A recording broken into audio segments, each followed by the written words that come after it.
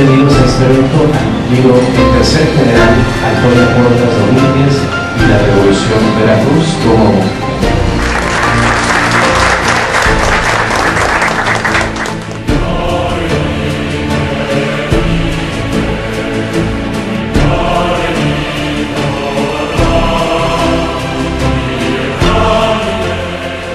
licenciado Luis Martín Vega Sánchez, en representación de la diputada Patricia Peña Resco. Al licenciado en Educación Artística Alfredo Sanchón, el licenciado Esteban Lara Álvarez, delegado regional de la CEP. A la licenciada Angélica Carmona Jurado, secretaria ejecutiva de la Fundación de los 100 años. Los grupos de la Universidad Veracruzana de Coatzacoalcos y Nanitlán, México, País Pluricultural, así como Diversidad Cultural, Nociones Básicas. A la señora Noemí Gil de Vivas, secretaria del Club de Escritores.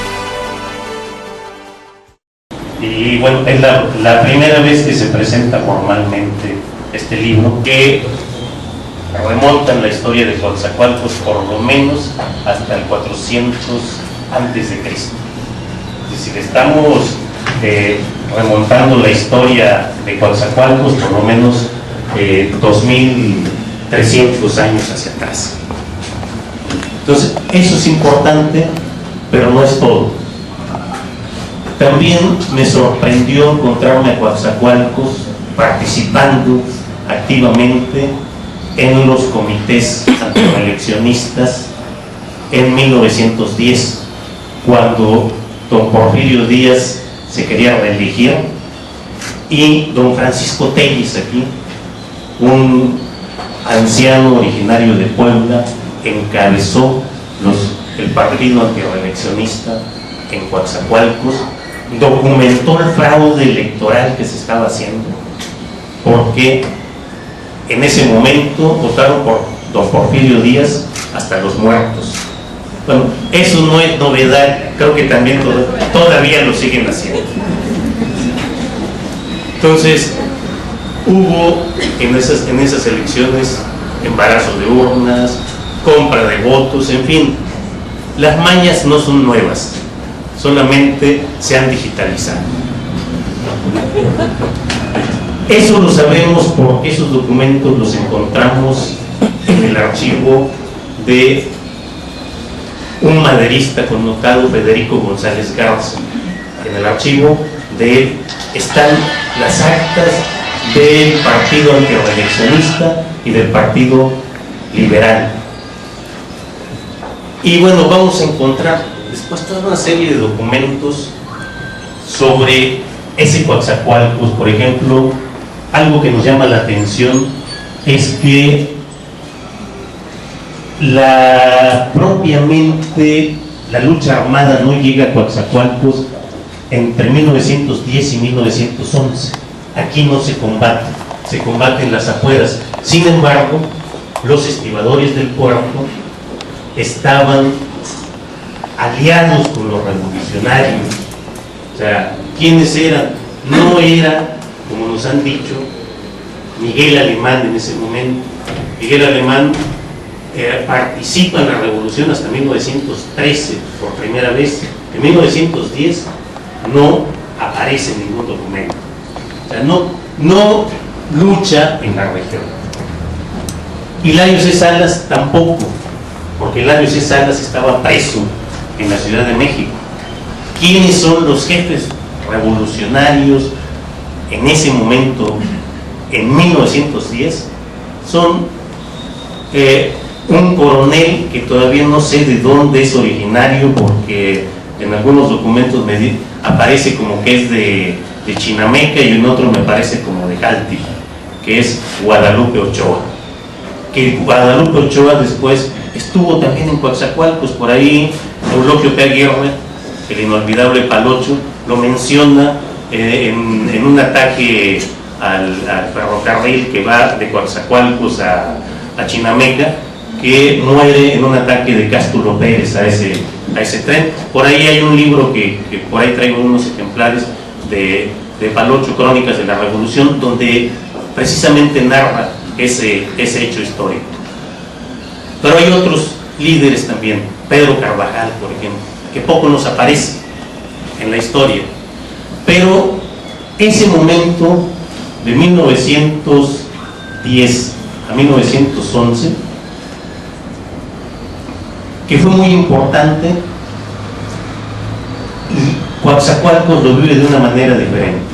Les decía, los estibadores están aliados con los revolucionarios por una sencilla razón: eran los que contrabandeaban armas y cartuchos.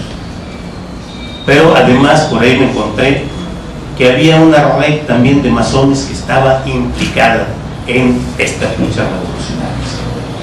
Entonces, nos vamos a encontrar posteriormente ya la lucha por la presidencia municipal. El primer presidente municipal revolucionario de Coatzacoalcos, elegido por plebiscito en junio de 1911, fue precisamente Francisco Tellez. Estuvo 2-3 meses y lo cambia el gobernador maderista, por cierto, Nayuk, gobernador interino, que entra a sustituir a don Teodoro Adesa, el gobernador porfirista. Pero esa historia no la narramos aquí. Este libro trata otra historia paralela y posterior también a estos hechos. ¿Por qué? ¿Por qué Antonio Portas? ¿Por qué el tercero general? Bueno, resulta que Antonio Portas tuvo un papel fundamental en la revolución en el sur de Veracruz y especialmente en Coatzacoalcos. Primero les voy a platicar cómo me encontré este archivo y cómo me topé con el personaje, porque para que entiendan. Miren, este general yo lo conocía por diferentes documentos, y es un general que aparentemente no destacó, poco se le menciona. Y la verdad yo tenía muy mala opinión de él, porque él se le achacaba la muerte del general Pedro Carvajal en Jaltipan.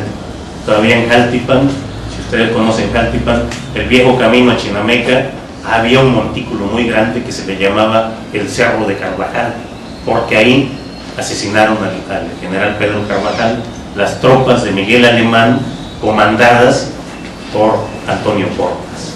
Entonces, era un hecho que aparentemente manchaba la carrera del general Portas. Hay un momento en que los nietos del general me contactan y yo tenía mis dudas de si revisar el archivo del general Portas o no, pero finalmente pues la historia no se hace entre buenos y malos, porque no sabemos de qué lado de la historia vamos a quedar. Por ejemplo, se habla mucho, don Venustiano Carranza es uno de nuestros grandes héroes, pero todos sabemos que es el que manda asesinar a Emiliano Zapata. Entonces, si los dos son revolucionarios, ¿por qué se están matando entre ellos? Obregón es el que manda asesinar a Francisco Villa, y sin embargo todos ellos son nuestros héroes. Y Emiliano Zapata, por ejemplo, las tropas zapatistas, no directamente Zapata, las tropas zapatistas, indistintamente militaban a las órdenes de Zapata y a las órdenes de Félix Díaz. Es más, un general del sur de Veracruz, de triste memoria, que está sepultado aquí en el panteón antiguo de Coatzacoalcos, Cástulo Pérez. Pero volviendo al libro, fuimos a revisar con otro compañero el archivo del general Portas y nos encontramos que, bueno, primero habíamos hecho un proyecto, porque ellos me dijeron para 2.000 documentos. No, en realidad eran más de 12.000 y solamente pudimos clasificar 6.000. Y al estar revisando los expedientes, que estaban todos revueltos, llenos de hongos, de humedad, las ratas habían hecho nido ahí entre los documentos, nos fuimos encontrando una historia fascinante, y una historia que tiene que ver con todo el estado de Veracruz y con varios estados más, porque ahí encontramos, por ejemplo, varios expedientes del general Cándido Aguilar. Encontramos mucha documentación de don Venustiano Carranza. Encontramos documentos que tienen que ver con el puerto de Veracruz cuando fue declarado capital de la nación. Y entonces todo eso nos ayuda a tener otra visión de la historia desde la información de primera mano que se está generando en esos momentos. Y originalmente solo íbamos a publicar el catálogo de documentos, pero pues un catálogo sin una pequeña biografía de General Portas, pues como que no iba a estar completo. Entonces yo pensaba en una biografía de 20 cuartillas, pero se me fue extendiendo y extendiendo y extendiendo y salió otro libro. Entonces es el primero que salió, y entonces el segundo tomo va a ser precisamente el catálogo. ¿Qué va a diferenciar el catálogo de la biografía del general? Bueno, que en el catálogo vienen muchos documentos que no cabían acá, pero pues son importantes. Transcribimos todo lo que eran telegramas, los transcribimos literalmente. Son más de 6,000 documentos.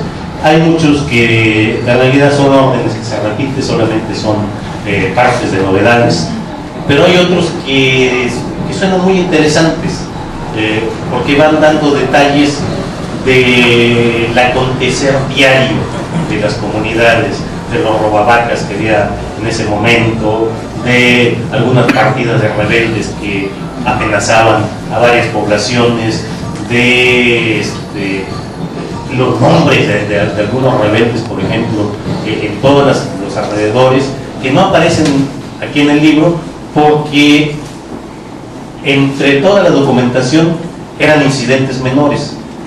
No son incidentes menores cuando los vemos a nivel local.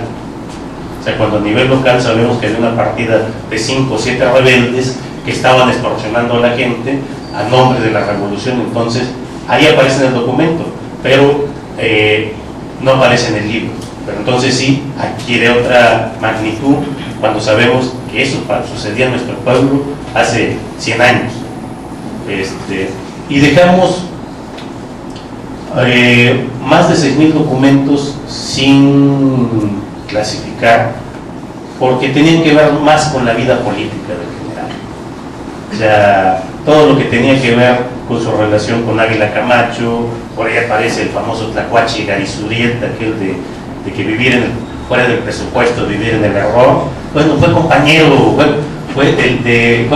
de la legislatura con el general Portas.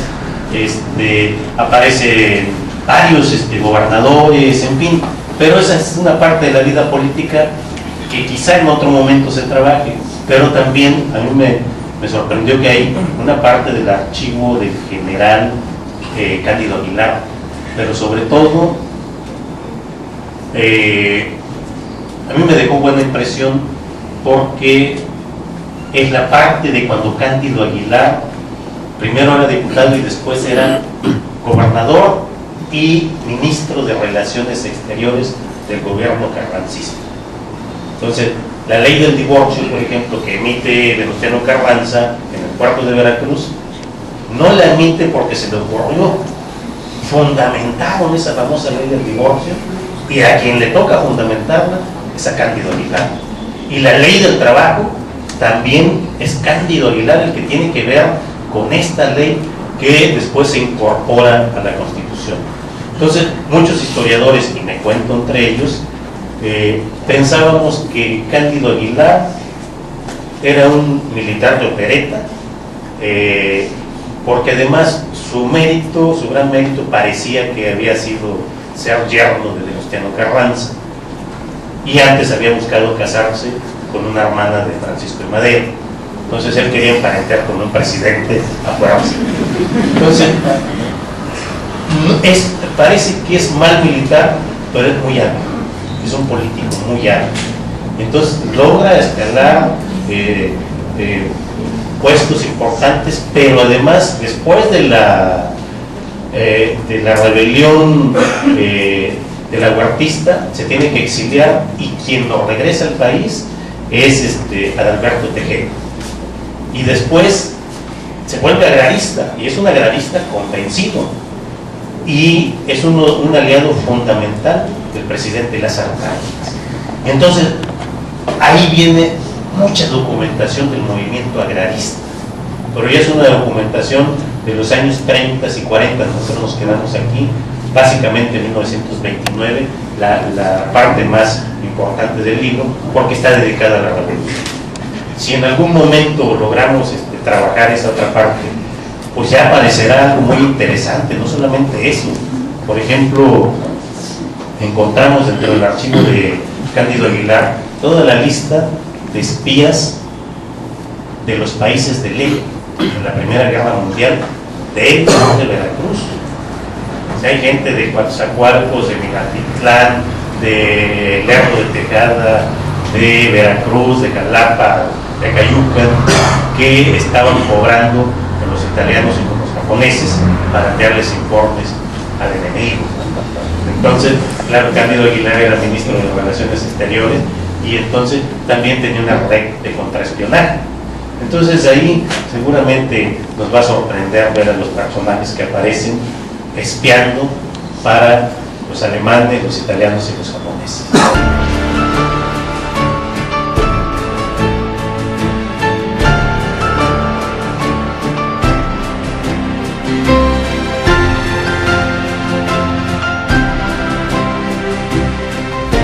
Al doctor Alfredo Delgado Calderón por su excelente presentación del libro El Tercer General Antonio Porras Domínguez y la Revolución en Veracruz.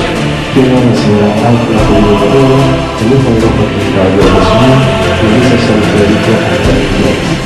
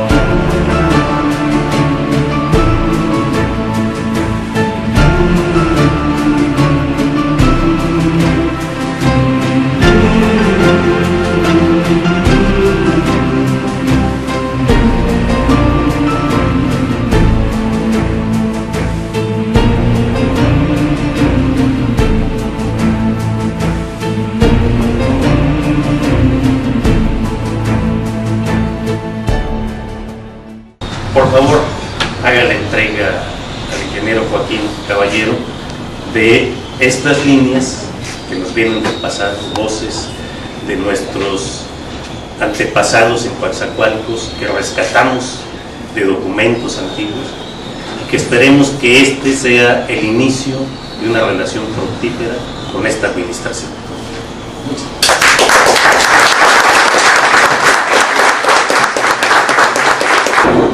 La ciudad de Coatzacoalcos, a través de esta muy bonita galería del archivo histórico para la presentación de su... Siéntase usted en su casa y, por supuesto, tenga toda la certeza de que este libro se le entregará directamente al doctor Joaquín Caballero. Muchas gracias.